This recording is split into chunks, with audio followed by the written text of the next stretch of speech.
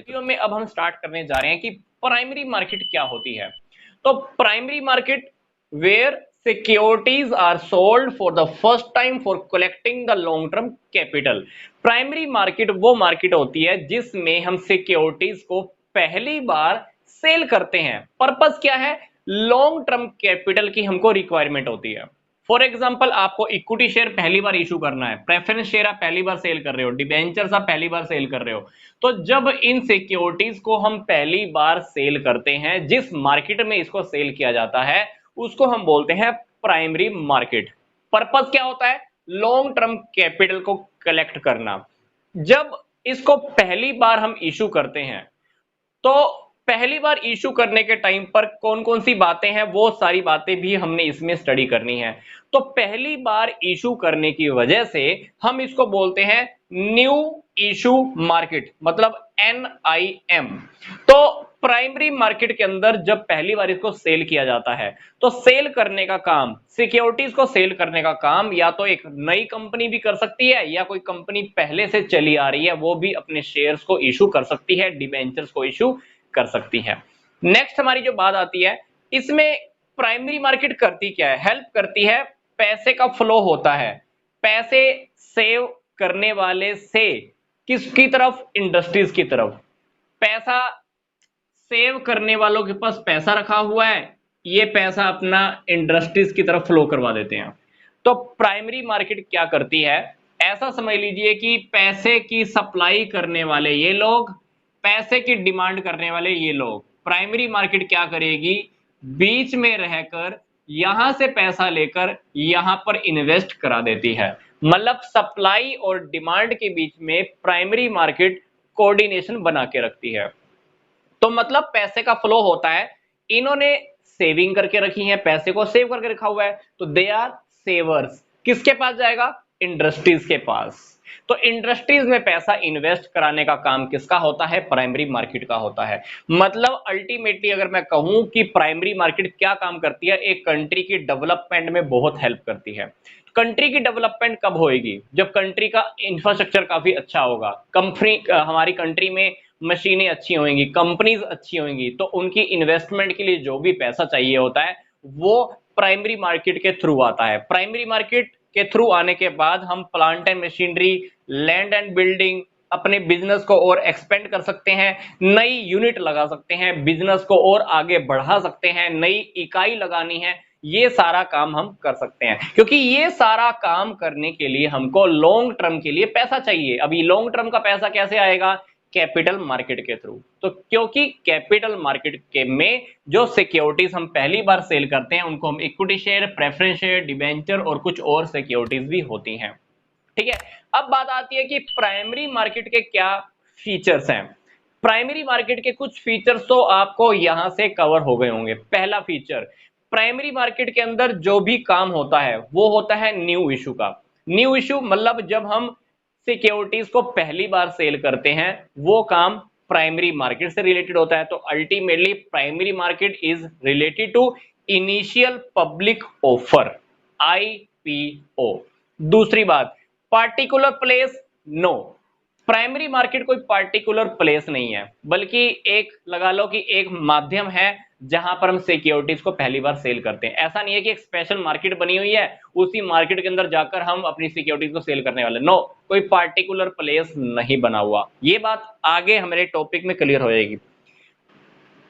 Topic number 3 comes first from secondary market.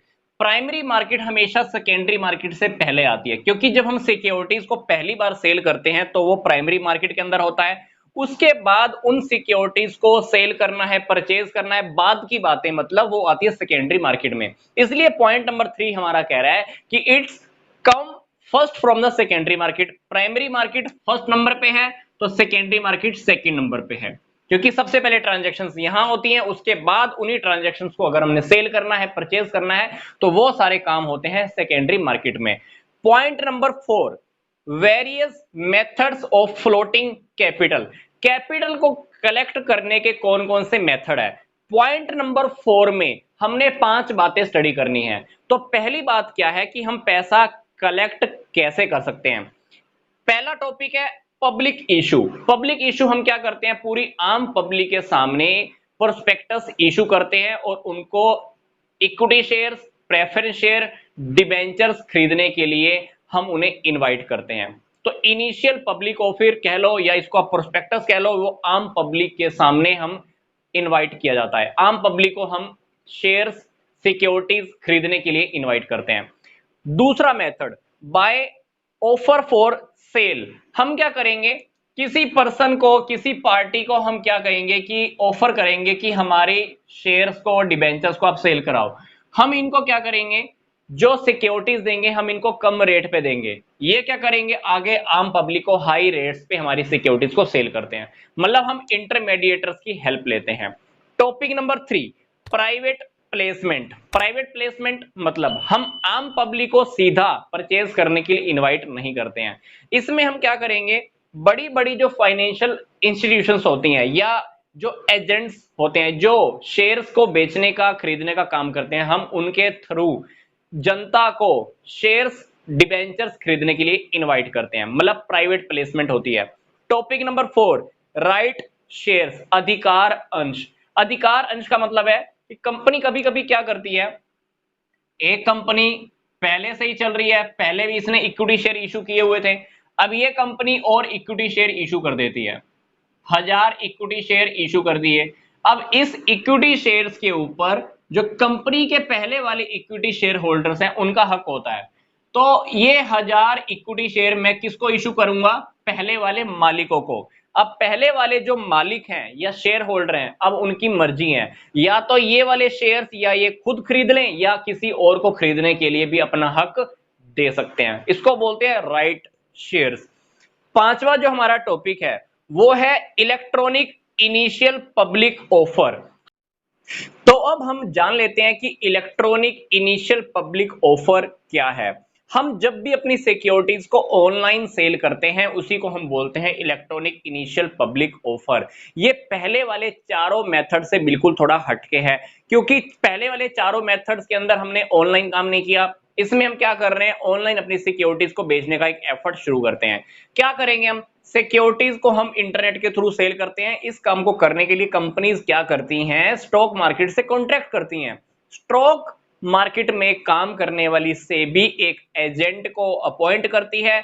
उस agent का काम क्या होता है, ऑनलाइन एप्लीकेशन को एक्सेप्ट करना, प्लस ये टाइम टू टाइम जो भी इंफॉर्मेशन होती है वो कंपनी को देता रहता है। सेबी एजेंट को अपॉइंट करती है किस काम के लिए, ऑनलाइन एप्लीकेशन रिसीव करने के लिए। प्लस ये एजेंट क्या करता है, जितनी भी एप्लीकेशन आती रहती हैं ये इंफॉर्मेशन सारी कंपनी को देता रहता है। कंपनी ये पूरा काम अच्छे से सक्सेस हो जाए, ये काम हमारा सक्सेसफुल हो जाए, कंपनी अपनी तरफ से एक रजिस्ट्रार को भी अपॉइंट करती है। ये रजिस्ट्रार स्टॉक मार्केट से कांटेक्ट में रहता है, जो भी इंफॉर्मेशन होती है वो रजिस्ट्रार लेता रहता है, कंपनी को भी देता रहता है। तो रजिस्ट्रार ये फिक्स करता है कि जो हमने सिक्योरिटीज को सेल करना है वो सेल करने का काम, इशू करने का काम, वो सारा काम सक्सेस हो जाए। तो इसको हम इसलिए बोलते हैं इनिशियल पब्लिक ऑफर। तो आइए अब हम स्टार्ट करते हैं सेकेंडरी मार्केट। सेकेंडरी मार्केट जिसको हम हिंदी में बोलते हैं गौण बाजार। क्या बोलते हैं, गौण बाजार। तो पीछे वाली वीडियो के अंदर हमने डिस्कस किया था प्राइमरी मार्केट क्या होती है, प्राइमरी मार्केट के फीचर्स क्या होते हैं। तो हमने देखा कि जब हम सिक्योरिटीज को पहली बार सेल करते हैं तो कहां करते हैं, प्राइमरी मार्केट में। उसके बाद फर्स्ट टाइम सेल करने के बाद अगर उन्हीं सिक्योरिटीज को अब खरीदा या बेचा जाता है तो वो काम किसके अंडर में आएगा, सेकेंडरी मार्केट में। यस, पहली बार बेचने वाली प्रोसेस होती है प्राइमरी मार्केट में। उसके बाद जो सिक्योरिटीज पहले से बिक चुकी हैं उन्हीं को अब हम खरीदना या बेचना चालू रखते हैं। तो वो सारे काम कहां होते रहते हैं, सेकेंडरी मार्केट में, मतलब गौण बाजार में। तो सेकेंडरी मार्केट में जितनी भी ट्रांजैक्शंस होती हैं वो होती हैं स्टॉक एक्सचेंज के थ्रू। किसके थ्रू, स्टॉक एक्सचेंज के थ्रू। टारगेट क्या है स्टॉक मार्केट का, टारगेट है लिक्विडिटी बना के रखना। जिसको पैसे की जरूरत है उसकी सिक्योरिटीज को सेल कर दिया जाता है, पैसा मिल जाता है उसको, और जिसने सिक्योरिटीज खरीदनी है वो सिक्योरिटीज खरीद सकता है। तो टारगेट लिक्विडिटी प्रोवाइड कराना। अब हम स्टडी करते हैं सेकेंडरी मार्केट के क्या फीचर्स हैं, क्या खास बात है। पहली बात, क्रिएट लिक्विडिटी। लिक्विडिटी को हिंदी में हम बोलते हैं तरलता। ये बात मैंने आपको अभी बताई है कि आप कभी भी जाओ अपनी सिक्योरिटीज को स्टॉक एक्सचेंज के थ्रू सेल कर सकते हो और पैसा आपको रिसीव हो सकता है। तो पहला टॉपिक है लिक्विडिटी प्रोवाइड कराना, तरलता को बना के रखना। ठीक है, सिक्योरिटीज को सेल परचेज करने का काम बहुत इजीली इसके अंडर में हो जाता है। दूसरा हमारा टॉपिक है secondary market comes after the primary market. सबसे पहले क्या आएगा? प्राइमरी मार्केट, उसके बाद क्या आता है? सेकेंडरी मार्केट, क्योंकि सिक्योरिटीज को पहली बार कहां पे सेल किया जाता है? Primary market. उसके बाद सारी ट्रांजेक्शन कहां चलती रहती हैं? सेकेंडरी मार्केट में। Topic number 3, particular place. Secondary market में जितनी भी ट्रांजैक्शंस होती हैं उसका एक पार्टिकुलर प्लेस होता है, एक जगह फिक्स होती है जिसको हम बोलते हैं स्टॉक एक्सचेंज। मतलब जितनी भी ट्रांजैक्शंस हैं स्टॉक एक्सचेंज के थ्रू ही होती हैं। मतलब अगर कोई दो लोग आपस में फोन पे बात करके अपनी सिक्योरिटीज को सेल या परचेज कर रहे हैं तो आप ऐसा समझ लो कि वो स्टॉक एक्सचेंज के अंडर में काम कर रहे हैं। Stock exchange is the under of the part of the secondary market. Topic number 4, stock market लोगों को मोटिवेट करती है इन्वेस्टमेंट करने के लिए। क्यों? क्योंकि टॉपिक नंबर 5 के अकॉर्डिंग सेकेंडरी मार्केट के अंदर सिक्योरिटीज के प्राइसेस अप डाउन होते रहते हैं और अप डाउन के बीच में ही कुछ इन्वेस्टर्स ऐसे होते हैं जो बेनिफिट लेना चाहते हैं। उस बेनिफिट को लेने के लिए वो लोग क्या करते हैं? सिक्योरिटीज के अंदर इन्वेस्ट करते हैं। कुछ लोग ऐसे भी होते हैं जिन्होंने पहले आज तक इन्वेस्टमेंट नहीं की, पहली बार इन्वेस्टमेंट करने के लिए मार्केट में उतरते हैं, तो उनको भी मोटिवेशन मिलता है। तो सेकेंडरी मार्केट अल्टीमेटली क्या करता है? लोगों को मोटिवेट करता है, नए नए लोगों को मोटिवेट करता है कि आप अपना पैसा मार्केट में लगाओ। इससे क्या होता है? इंडस्ट्रीज की ग्रोथ होती है, कंट्री की डेवलपमेंट होती है। क्योंकि पहले लिमिटेड लोग लगे हुए थे, अभी कुछ और लोगों को मोटिवेट किया जा रहा है सिक्योरिटीज परचेज करने के लिए, तो क्या होगा? और ज्यादा पैसा मार्केट में आने वाला है। तो इस टॉपिक में हमने स्टडी किया सेकेंडरी मार्केट क्या होती है और उसके फीचर्स क्या है।